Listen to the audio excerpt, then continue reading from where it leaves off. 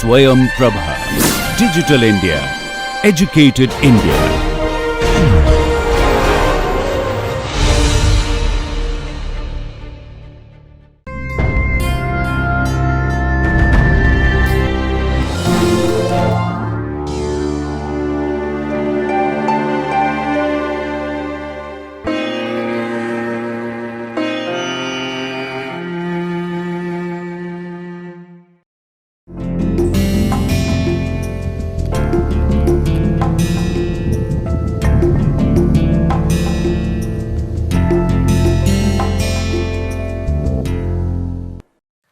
Hello there, welcome to NPTEL MOOCs course on developing soft skills and personality. I am Ravichandran from IIT Kanpur. So, I am introducing the course to you. We are here in the first introductory module, but then slowly I have started introducing you the main concepts of the course also. This is week 1 and this is module 5. Now, in this lecture, I am going to focus on making you move towards excellence, and then towards that step I just want you to realize your potential. What are your true potentials? And I will just give you tips and suggestions for developing your potential. Now, before we start, like I do in every lecture, I just want to make a quick recap of what we did in the last lecture. In the last lecture, so I told you that I need not teach you soft skills very explicitly, but implicitly also I have been teaching some skills in the past 2-3 lectures, and particularly I have been teaching something on self management and then about emotional regulation and also about time management skills. Now, in the previous one particularly, I was focusing on the self management skill set, and then if you look at this skill set, there are about hundreds of them and many more, but then I focused on 9 core important self management skill set, which are: the first one, self awareness, self confidence, mindset, particularly growth mindset and fixed mindset, optimistic mindset and then pessimistic mindset, emotional balance, stress healing, coping with failure, patience, tolerance and trustworthiness, perceptiveness, and last but not the least, spiritual intelligence. As I said, I will be spending more time elaborately on these ones. Currently, for this particular module and this particular lecture, I just want to focus on developing your excellence. Now, when you have to move towards excellence, what are the things that you will keep in mind? First, what is excellence? Excellence is an outstanding feature. It's indicating that you are possessing good qualities in high degree. Now, some individuals are very gifted, they are multi-talented and they are excellent in many aspects of life, whether it is sports or academics or in business or in personal life. Everywhere some people are quite excellent, but all individuals are excellent at least in one field or other. Now, it's high time that you ask the question, what is it that you are so excellently doing?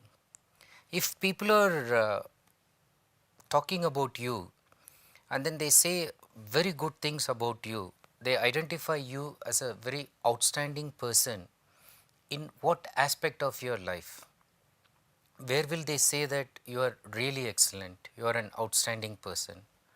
Are you an outstanding student? Are you an outstanding teacher, an outstanding doctor, an excellent engineer, an excellent social worker, an excellent player, such as you could be an excellent cricketer, excellent swimmer? So, where are you excelling? Now, identify at least one core area where people will say that you are excellent, and then if you are just identifying that, you also ask about yourself and then try to rate. How would you rate yourself as a person in an overall sense? And then how would somebody rate you? The way they look at you, the way they look at your work. Would they call you like poor, average, above average, or good, very good, excellent, outstanding, distinguished. So, how would they classify you? And in some cases, they think that you are really distinguished, but then in your opinion, you think that you are not really that distinguished, and you may think that you are just above average. What is it in your life you think that you are actually excellent? What is that aspect in you you think if you are not excellent now, you can reach that to that level of excellence? Is there a creative self that is there in you that can paint so much, so better? You can become an excellent painter, you can become an excellent poetry writer, you can become an excellent novelist, or as I said, any technical aspect of your life that can make you reach excellence. Think about it, there is no hurry. Even you just make a pause of this video and then write in your notebook, what do people tell about me? How do they rate me? How do I rate about myself? Where do I think that I am really excellent? Now, if you think that you are really excellent or you can even achieve excellence in a particular area, then let us ask the next question. If you want to excel in something, what do you need? What kind of qualities that you need? Obviously, the qualities that I talked about before are the ones you need. But the next question is, do you have those qualities in you? Do you have that drive in you to achieve that excellence? Now, the next one is, as a kind of self-assessment mechanism in your notebook, just try to identify 5 of your traits in you that will certainly take you to excellence. 5 qualities, 5 traits. So, it could be something like that I have noted: focused, disciplined, determined, strong willpower, or very optimistic, dedicated, punctual, etc. But you just you don't immediately write whatever I have mentioned here, but you just think about what is it that's making you excellent, and if you have to achieve that, what are the qualities that you have in you. Write that. Now, if you think that you are lacking in some of these positive qualities, and then you can clearly identify that some negative qualities are overweighing some of the positive qualities that you must possess. What are those negative qualities? What are those limitations? Can you identify 5 of them? Is it something like laziness? Do people tell you that is excellent but lazy, or is outstanding postponer, is very good in delay? Okay, so all are like negative, but then they are euphemistically pricing you. Addictions, it could be some kind of cigarette or drug, or even watching movies endlessly on TV, or social media, Facebooking and all that. So, there is like, just for fun you do it for half an hour or something, and then just you make that your entire life, and then you spend 24 into 7 sitting before these media and gadgets, and then you just completely lose yourself before that and you lose control. Now, is that a limitation in you that is stopping you to reach that level of excellence? Ask yourself, where is it that you are just getting bogged down? What is it that is preventing you? Could it be low self-esteem? Could it be self-doubts, like thinking that, oh, that guy can be excellent, but how can I become excellent like him or her? Or just your own negative thinking. So, that is coming in your mind, no, no, no, you are no good, not like that person. So, ask yourselves and then just identify those ones and then write it, and then do one more small task. Ask a very close friend or a well-wisher or a neighbor or a senior person. Just ask the person what that person thinks that you have in you, the good qualities, the traits that will make you become an excellent person, and then the limitations which actually bring you down. What is it in their perception? Sometimes you may not have a real perception about you, and what others tell about you could be much more relevant for you. Just find out. This is the first step. If you want to reach towards excellence, you should be aware of yourself. What are your merits, what are your limitations, and what are not just merits but those excellent qualities that will ensure that you will definitely become an outstanding person. Now, having identified that, let's go to the next concept that I want you to become very clear. The way I approach these soft skills is something not, as I was telling from the beginning, that is a kind of cosmetic touch in you, that outside appearance you try to change, and then by which you try to make people believe that you have a very strong personality. Now, I want to use an inner core approach. I want your inner core to be strengthened, stronger, so that it exudes outside. So people can see clearly what's happening inner by the way you are expressing it outside. Now, what do I mean by this? What I mean to tell you is, there are two ways you can make your inner core very strong, or you can make your inner core very weak. So, there are two approaches. So, if you follow the one that I am going to list it this side, the left hand side, you are going to become stronger and stronger, and your inner core is becoming stronger and stronger. Now, if you are this kind, or if even if you have some symptoms of this, you need to know that you will only become weaker and weaker as far as your inner core is concerned. Look at this. What will make you stronger? The law of abundance. This means believing that the universe is wealthy, that the world is full of resources and riches, and then it's not only you, it's going to give for everybody, and then whatever you need to get, you will get. So nobody can stop it. So there is no need to join the rat race, no need to fight, no need to compete, if only you develop your inner core. So everything else will come to you automatically. The contrary view, the opposite view that can make you weak, is the thinking what we call as poverty of mind.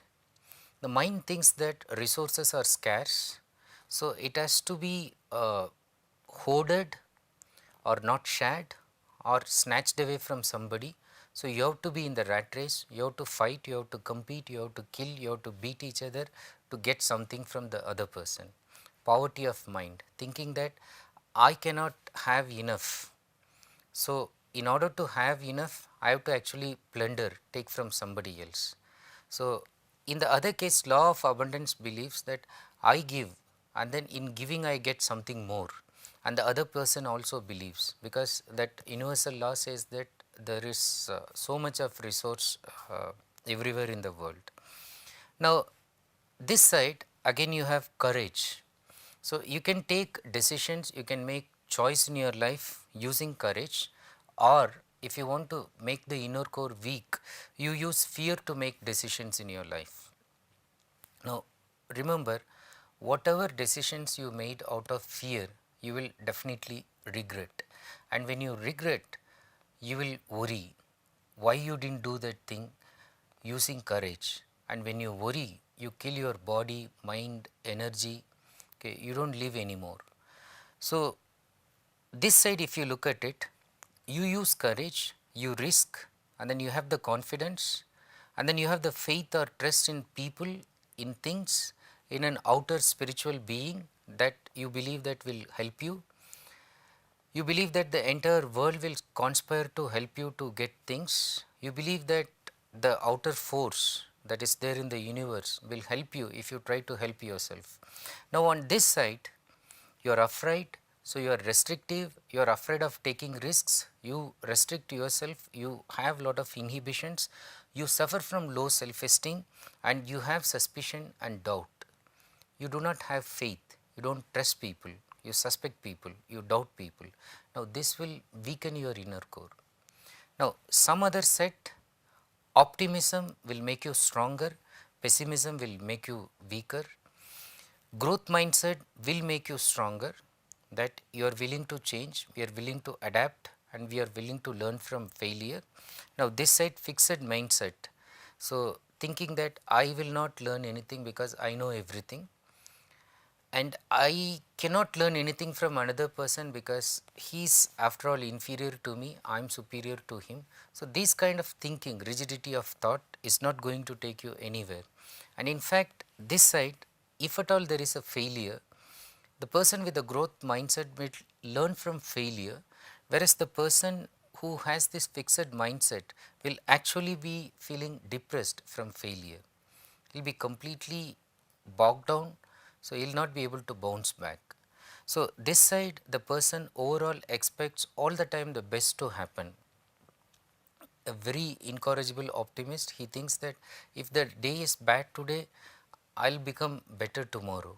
If tomorrow is not better, he thinks that day after tomorrow will still become better for me. I will be happier all the time. Now, this side, this person always expects that the worst thing will happen to me. Okay, he believes in luck, but this side the person believes in work and he thinks that he can make his luck. Now, you have to first ask yourself where you fit in. Are you stronger already or are you weaker, like already forming this side of the inner core? Now, within these two choices, the one you make this side will make you stronger. So, just give a thought to it, and then in case you have the weaker kind of set of thinking that you have in your mind, try to remove them. You will not be able to remove them immediately. You have to give its own frequency. You have to reduce the number of times that you are afraid, reduce that. Do the things that you are most afraid again and again, so you will gain confidence. You will come this side. Okay. So, I will come back more about confidence and other things later. Right now, I just want you to think, it is important that to reach excellence, you need to develop a very strong inner core. Now, towards developing a strong inner core, I just want you to visualize the process of excellence that is built upon this inner core strengthening. Now, if you look at it, how I started in the first 2-3 lectures, and until now I am trying to tell you that first know your potential, develop your potential, know where you are strong, identify at least one area where you are very strong, you are excellent. Now, create a vision, whether it is going back to Steve Jobs' talk or beginning with the end in mind. I was telling you that think about what you want in your life at the end. What do you want some important people in your life to talk about you at the point of your death? What is the vision that you have created for your life? And then follow that by identifying your mission, that is the step by step process by which you can achieve your vision. Now, in between, once you have created a vision, remember this Japanese term kaikaku, which implies radical change. So, once you have created a vision, for example, I want to change the country. So, how would you like to do that? So, I would join administrative service, fine. So, then you create a mission statement. So, I will practice, I will prepare like this, I will give the interview by this time, I will try to crack it in the first time, if not I will try second time, third time. So, you have the plan, vision and then mission. Now, that kaikaku indicates a radical change. For instance, you go to completely a new job or completely new area in which you are posted. So, that is a radical change. Now, when you create a vision for yourself, actually you want a radical change, completely different kind of transformation that is required in your life. Now, once you try that, attempt it, then go for kaizen, that is continuous improvement, which is literally meaning good change, but it is continuous, not as radical as the previous one, but it is continuous. Every day you make some improvement, some change, constant improvement on that. 1 centimeter improvement in the quality of change that you are making each day, that also matters, little bit every day. Now, once you do this, then you try to move forward. You created a vision, you worked out a mission, and then you achieved your vision using that mission. Now, what next? You need to move forward, you need to go ahead. Now, if you are able to reach from this level to the other level, you can go to many other levels. Now, after those levels, what? That is next question. But first you try to reach other levels, push yourself, how far can you go? Now, to do this, you need to have an enhanced vision. First you thought that, oh, this is the mountain, if I climb, and then that is the end of it. So, you climbed, you reached the peak, and after reaching the peak there is a plateau kind of space, and you are walking around there, and then suddenly you realize that there is a higher peak than this, and the vision from here is so beautiful, but you wonder that, can I not go climb higher, reach higher, and then take a better view from that? So, you try to climb higher. Now, the climb is tougher, difficult, the road is much more dangerous, risky, but then the reward is also higher. So, you are going to see things which you have never seen before. You are going to experience completely new things, completely it is going to transform you and take you to the next level. Now, at this point, I just want to mention to you, there is one aspect of motivation which writers like David McClelland highlighted, which they called as need achievement or NH trait. I will talk about this maybe in the next lecture or so, but at this point this need achievement is also close to what Abraham Maslow called as self-actualization. Now, let us take a quick look at self-actualization, and then that is the core concept I want to introduce in this lecture. I will continue with other related ideas in the next one, but what is self-actualization and why you need to know this? Now, Maslow, while talking about motivations, the drive that we need, the kick that we need to do things, he talked about this in his book Theory of Motivation, and then he introduced this famous pyramid of motivation in a 5 stage. There are some limitations to this theory, let us not worry about it now, because that does not concern our core concept related to the course. Now, at the lowest level, he was talking about physiological needs, which he calls as basic needs, and then next is safety needs. What does he mean by physiological needs, such as our hunger, such as sex, such as sleeping, such as drinking? Okay, the basic fundamental animal instinctual needs which need to be fulfilled if at all you want to think better. And he says that man will work for this. So, why will you motivated to do something? The first thing people will say, I have to fill my stomach. Oh, that is what he says. Yeah, not just filling stomach, but then you also want to fulfill certain other needs related to your basic physiological functioning. Now, the next level he says, you will not be happy only by fulfilling that, you will still aspire for higher needs. What are they? So, they can be classified under safety needs. Now, you feel that you are just like an animal, you are getting food, you are just going on road and then you are getting food, you are working like a daily laborer, you are sleeping on road. But then when it rains or when it is getting hot or when it is suddenly there is thunder or something, or snakes come when you are sleeping. So, you want to be safe. So, you want to build a house, okay, and you want to live in that kind of safe environment.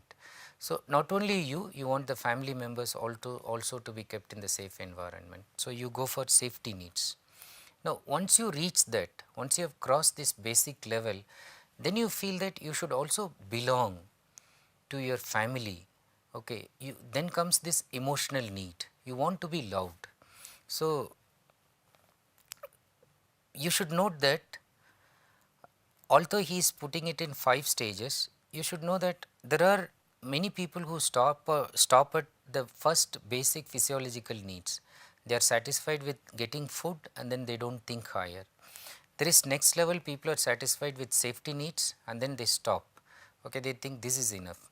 The third need uh, at an emotional level, so you want to be associated with all people and people should love and reciprocate your love also. Now, it could be the love from a partner, okay, it could be the love from a family, it could be the love from friends, whatever it is, you want to belong to a group, belongingness. So, you feel that you are part of them and then gaining recognition by doing something, and then appreciation from these people is again motivating you.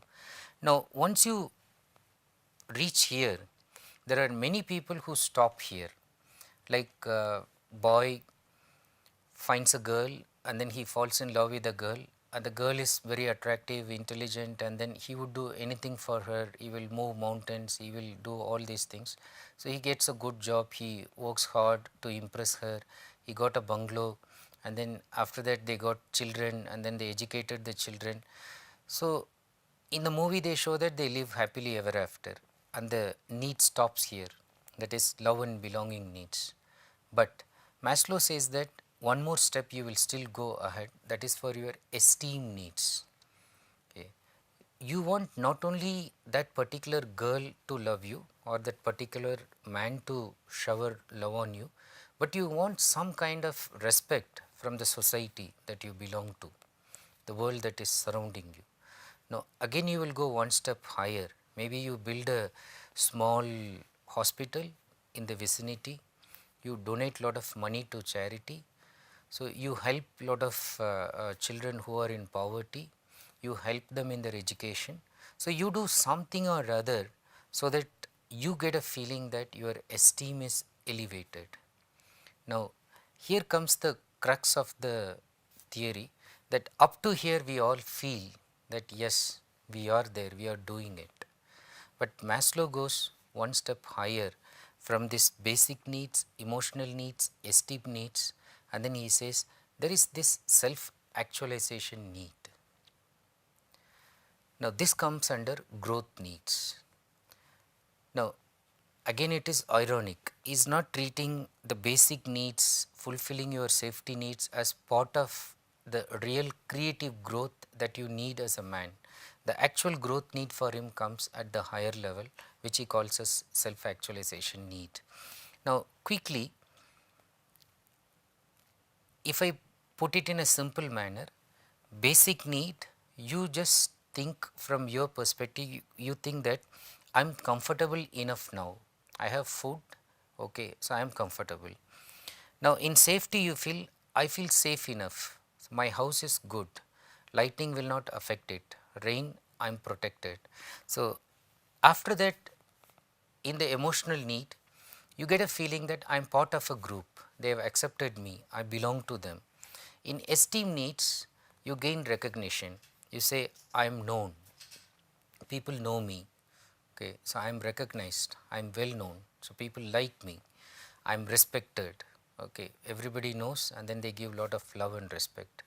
Now, in the final stage, you start asking the question, I have done all these things, but I don't know who am I, and then you identify, I am me, okay, it's me, I am able to do this. Now, more on self-actualization. For Maslow, it is the highest level of need for personal growth and self-fulfillment. Realization and fulfillment of one's talents and potentialities is what we call as self-actualization. And in another way you can say, to actualize what one is potentially and authenticate that. Expression of one's creativity, efficient perceptions of reality, that is, they don't have distortion of reality, they are able to see what is real and don't get clouded by any kind of illusions. They are comfortable accepting themselves and others. They are self-reliant and independent people, those who are self-actualized, they don't have to rely on other people, and then they trust themselves and they are very independent. They are able to use their own experiences for judgment, they don't have to go and seek somebody's opinion, so they know how they can form judgment on their own experiences. They are very natural and spontaneous, okay, they don't have any artificial kind of self, they are not hypocrites, they are very humble, they are not pretentious, and then they are very natural. And then they have this continued freshness of appreciation, as if they see sunlight, sunshine for the first time, as if they are smelling the rose for the first time. So each day is a new day, each day is newly lived, newly experienced. So they live afresh every day, every moment. and then the bonds which they maintain, sometimes they are with very few people, but then it's a very deep, loving, endearing bond that they try to maintain. And interestingly, they can be in crowd, but at the same time they are very comfortable with solitude. So they can connect to the universe when they self-actualize. The other interesting fact about these self-actualized people is that they can laugh at themselves, and apart from their humility, they also have this so-called peak experiences. Maslow spends about 50 pages in the book Theory of Motivation only to talk about peak experiences. But right now it is enough to know it is that kind of excited moment in which you feel that yourself is at the highest form of fulfillment. You did your level best, it's more than excellence, it's above excellence, and then you reach that moment and then you cherish it. And then towards the end, they are also spiritually enlightened people. Again, about this I will spend more in the coming lecture. Before I conclude, one or two thoughts that Maslow wanted us to think about when he introduced this self-actualization. This is the way he defines self-actualization. He says, a musician must make music, an artist must paint, a poet must write. If he is to be ultimately at peace with himself, what a man can be, he must be. What a man can be, he must be. This is what he calls as self-actualization. But the interesting fact that he also tells us later, he says that less than 1% of adults achieve total self-actualization. This means many people try, many people want to reach that level, but it is just less than 1% of adults actually achieve this. So, self-actualization, he says, rarely happens, certainly in less than 1% of adult population. Having said this, you may ask now, so should I try for self-actualization? Of course, that is what I am implying, that you should try. You should be among that 1% of the adults who actualize that fully, who realize that fully. So, reach that level even if it is just 1%. And then he also says that the fact that most of us function most of the time on a level lower than that of self-actualization, we are not reaching that level at all. Most of us are bogged down in physiological needs, some of them in emotional needs, some of them in esteem needs where they combine power also, but many do not even aspire to reach that self-actualization need. Now he says that is the psychopathology of normality. Okay, that is the disease of being normal, that is the disease of being just a normal human being living a normal life. Now why is he saying that that is not going to make you happy? Why? Think about this before I conclude. He says that if you plan on being anything less than you are capable of being, if you plan on being anything less than you are capable of being, you will probably be unhappy all the days of your life. So, the risk is that some of you may not even think of self-actualization, may not reach that level, fine. But even aspiring to that level is actually going to make you happy. Conversely, if you think that you have the potential, but then you do not want to realize that potential, you do not want to actualize yourself to reach that level of creativity and spontaneity and make yourself the complete authentic self. If you do not do that, he says that you are going to be unhappy all the days of your life. Think about it. Do you want to be unhappy all the rest of your life, or you want to live a happy and peaceful life? Now obviously you are going to say that it is the other thing, that you want to be happy and peaceful towards the rest of your life. Think about where you are, reassess your potentialities and aspire to reach that level of self-actualization. I will talk about two more aspects of self-actualization, that is close to need achievement and spiritual wealth, in the next lecture. Thank you. Just take a relook at the lecture and then particularly think about self-actualization, and especially before you go to bed today, think about self-actualization. How can you reach that level? Thank you once again.